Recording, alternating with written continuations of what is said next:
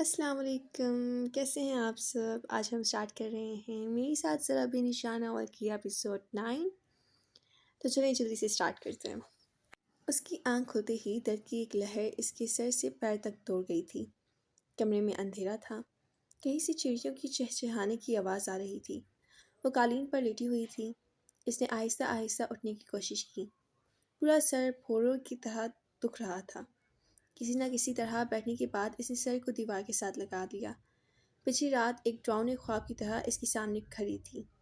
اس نے رات کے واقعات کو یاد کرنے کی کوشش کی تھی۔ بہت دیر تک اسے پیٹتے رہنے کے بعد تایا چلے گئے تھے۔ پھر آہستہ آہستہ برآمدوں میں کھڑے لوگ چیم گوئیاں کرتے ہوئے غائب ہونے لگے۔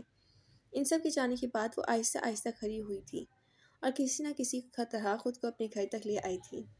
گھر کا دروازہ کھلا تھا۔ کسی کمرے سے امی اور اقصیٰ کے رونے اور عظیم کے بولنے کی آوازیں آ رہی تھیں۔ وہ کمرے میں آ گئی تھی۔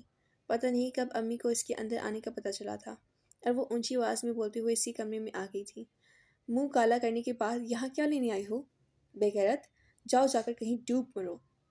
منہ کالا میں نے نہیں کیا، آپ سب نے مل کر دیا ہے۔ عارفین کو آنے دیں، سب کو پتہ چل جائے گا کہ سچا کون ہے اور جھوٹا کون۔ ہاں آئے گا عارفین، ضرور آئے گا تمہارے منہ پر تھوکنے، طلاق کے کاغذات تمہارے منہ پر مارنے۔ صبا تو نے میرے گھر کے لیے سام سے بھی بڑھ کر زہریلی ثابت ہوئی ہے۔ میں نے پیدا کرتے ہی تیرا گلا کیوں نہیں دبا دیا تھا؟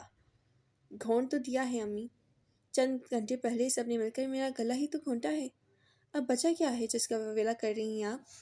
اس بشرم کو دیکھو، یہ ابھی بھی مظلوم بن رہی ہے، ابھی بھی انکار ہے۔ میرا بس چلتا صبا تو میں تجھے سب کے سامنے بیچ صحن میں کوڑے مارتی۔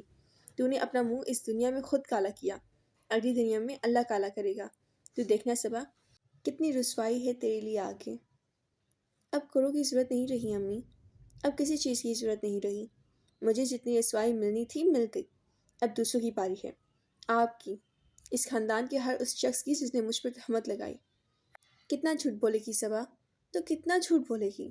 سب نے دیکھا ہے تجھے عادل کے ساتھ اس کمرے سے نکلتے، سب نے دیکھا ہے، اور پھر بھی کہتی ہے کہ تو سچی ہے۔ ہاں سب نے دیکھا ہے، سب نے دیکھا ہے، بس اللہ نے نہیں دیکھا۔ تم لوگوں کا دیکھنا نہ دیکھنا برابر ہے، لوگوں کے دیکھنے نہ دیکھنے سے مجھے فرق نہیں پڑتا۔ وہ بے ساختہ چلانے لگی تھی۔ اقصیٰ امی کو اسی کمرے میں سے لے گئی تھی، پھر کوئی اسی کمرے میں نہیں آیا۔ اسے یاد نہیں کہ اس وقت اس کی آنکھ لگ گئی تھی اور اب صبح ہو چکی تھی۔ کمرے میں اندھیرا تھا۔ وہ پردے کھینچ کر اس اندھیرے کو ختم کرنا نہیں چاہتی تھی۔ اسے اب صرف عارفین کا انتظار تھا، صرف وہ تھا جو اس کی زندگی کا فیصلہ کر سکتا تھا۔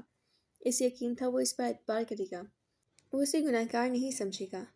وہ اسی شام آ گیا تھا۔ تائی امی کو اس کی آمد کے بارے میں پہلے سے پتہ تھا۔ جو انہیں اس سے کہنا تھا وہ سب کچھ بھی طے کر چکی تھی۔ انہوں نے اس کا استقبال روتے ہوئے کیا تھا اور پھر آنسوں اور ہچیوں کے بیچ اس پر قیامت توڑ دی تھی۔ عارفین کو یقین نہیں آیا تھا۔ وہ سانس روکے بے یقینی کے عالم میں سب کچھ سنتا رہا تھا۔ عادل گھر سے غائب تھا اور سارے ثبوت صبا کے خلاف تھے، لیکن وہ ایک بار صبا سے پوچھنا چاہتا تھا، وہ اس سے بات کرنا چاہتا تھا۔ تو تائی امی سے سارا قصہ سنتے ہی انہی قدموں پر صبا کے گھر آیا تھا اور صبا اسے دیکھ کر پھوٹ پھوٹ کر رونے لگی تھی۔ اس کی حالت دیکھ کر اس کے دل کو کچھ ہونے لگا تھا، لیکن وہ جو کچھ اس سے پوچھنے آیا تھا اس کا تعلق دل سے نہیں تھا۔ صبا، مجھے بتاؤ تم نے کیا کیا ہے؟ وہ وحشت زدہ تھا۔ عارفین میں نے کچھ نہیں کیا، یقین کرو، میں نے کچھ نہیں کیا۔ کیا میں ایسا کر سکتی ہوں؟ کیا میں تمہیں دھوکہ دے سکتی ہوں؟ لیکن سب لوگ جو کہہ رہے ہیں وہ سب لوگ جھوٹ بول رہے ہیں۔ اس نے بے اختیار عارفین کی بات کاٹی تھی۔ کیا آنکھوں دیکھی جھوٹ ہو سکتی ہے؟ آنکھیں کچھ نہیں دکھاتی، آنکھیں تو صرف وہ دکھاتی ہیں جو ہمارا دل اور ہمارا دماغ دیکھنا چاہتا ہے۔ صبا، آج فلسفی مت بولو، آج اس زبان میں بات کرو جو میری سمجھ میں آ جائے، جس سے مجھے یقین آ جائے کہ تم بے گناہ ہو، تم نے کچھ نہیں کیا۔ صبا کو اس کے لہجے پر شوق لگا تھا۔ وہ اس دن پہلے والا عارفین نہیں تھا، وہ اس کی ساتھ دینے والا نہیں آیا تھا، وہ اس کی پارسائی کا ثبوت لینے آیا تھا۔ اسے پس آواز میں پورا واقعہ سنا دیا۔